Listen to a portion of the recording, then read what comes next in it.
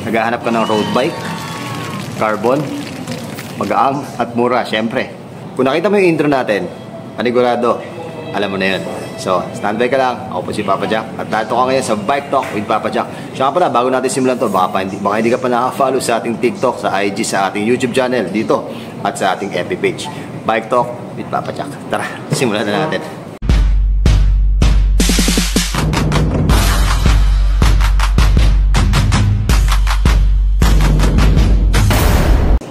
Simulan na natin to. Sa mga naghahanap ng mga road bike, sa usong-uso kasi ngayon yung mga buo na bisikleta. Pero dahil marami nagtatanong sa atin tungkol sa baka meron daw silang alam or baka daw meron akong alam na frame set na carbon at modelo, yung mura lang, yung abot kaya lang, tapos sila na daw yung mag-a-assemble. Aba, meron ako yung isasuggest sa inyo, yung nakita nyo kanina sa intro. Kagandahan kasi mga master, kapag tayo ay nagbubuo, kagandahan nun, yung piyesang mailalagay mo, kaysa bumili ka ng buo na, wala ka na magagawa. Siyempre, buo na yun di ba? Pero kapag ka ikaw ay nagbuo ng sarili mo, gravel man, MTB man, o road bike man, ay panigurado. Lahat ng ilalagay mo doon, siyempre, mga piyesa na gusto mo.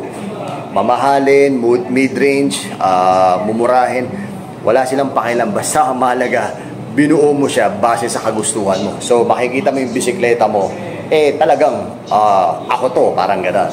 So ngayon, papakita ko na sa inyo kung ano yung sinasabi ko sa inyong frame set na talaga namang modelo, at the same time affordable.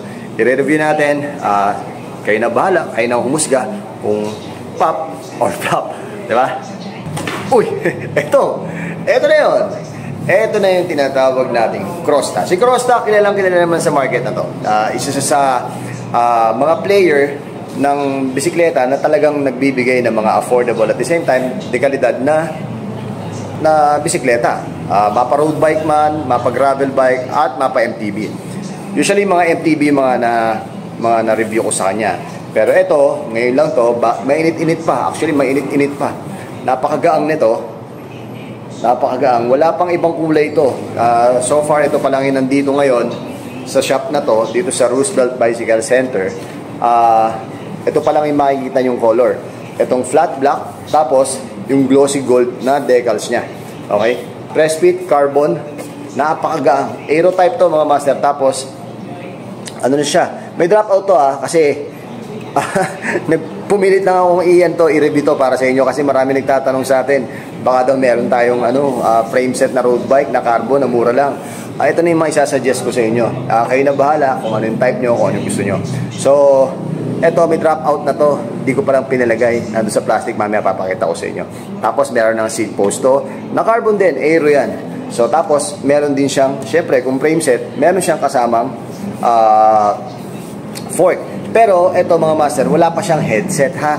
ICR lahat to, internal cabling lahat to. So pati sa headset, pati sa manibela niya, wala kayong makikitang kable dito.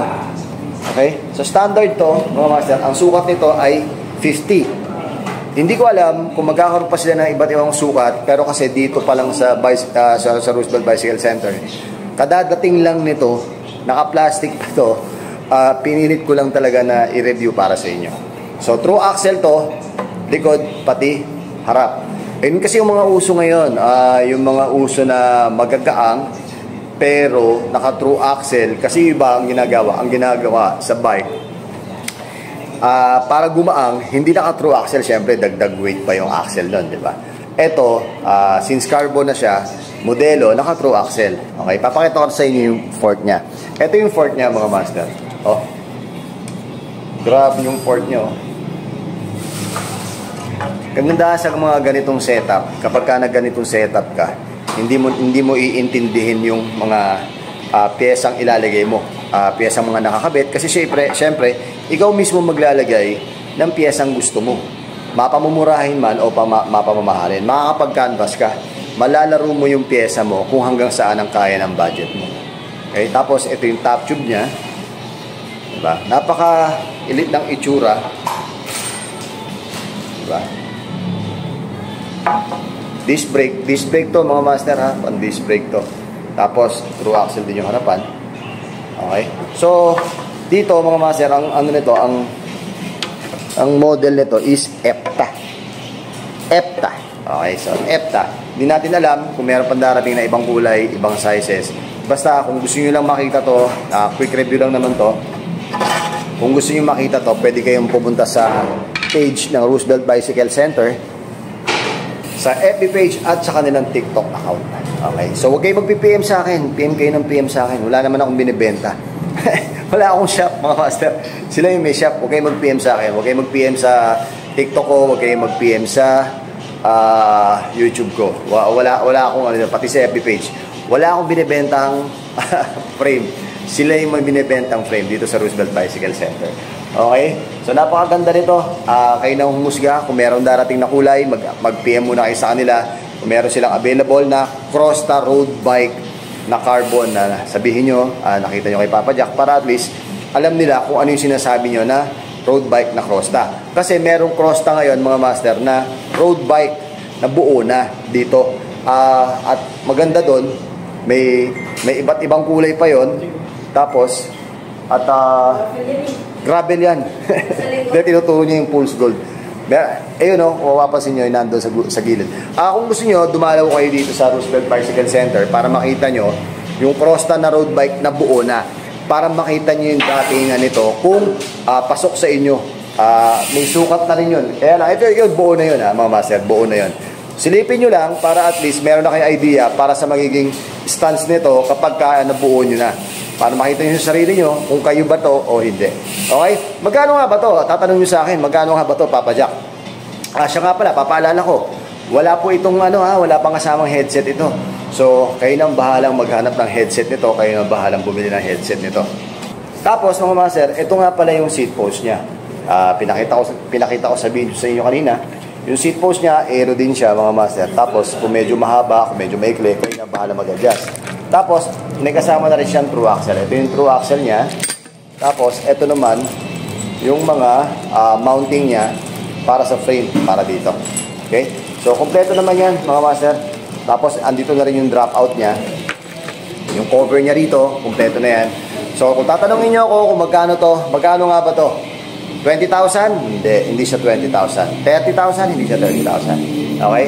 Sa halagang for only 15,500. Dito lang muna yan sa Roosevelt Bicycle Center. Kung magtataas, hindi natin alam. Kung magbababa, hindi rin natin alam. Kaya kung ako sa inyo, habang hindi pa nadidesisyonan kung magkano talaga to, kasi baka mamaya kapag dumating to in all set, baka tumaas. So hanggat maaari, puntahan nyo na kagad dito to.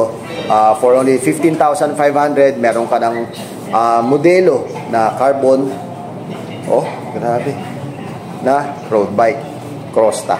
Okay? So ayun lang mga master, kinwick review ko lang kasi ang dami nagpi-PM sa akin, baka doon meron akong road bike na frame na mura lang. Ito yung pinakamura na modelo. Ibig sabihin ng modelo, latest master ha. Pagka sinabing modelo, latest yun. So, puntahan nyo lang dito to sa Roosevelt Bicycle Center for only 15,000. Ulitin ko, 15,500 ha. Roosevelt Bicycle Center, nandito yon. Yan, ito yung address niya. Puntahan nyo lang. Maraming salamat. Kung hindi ka pa nakapag-follow nga pala, follow ka na sa ating YouTube channel, TikTok, at sa ating FB page, at sa ating YouTube channel. Maraming salamat. Palaging tandaan, mahirapan pero hindi susuko. Ako po si Papa Jack, at narito ako ngayon sa Roosevelt Bicycle Center. At, syempre, palaging tandaan, humingi sa Diyos ng gabay para sa ating pinalakbay. Ciao!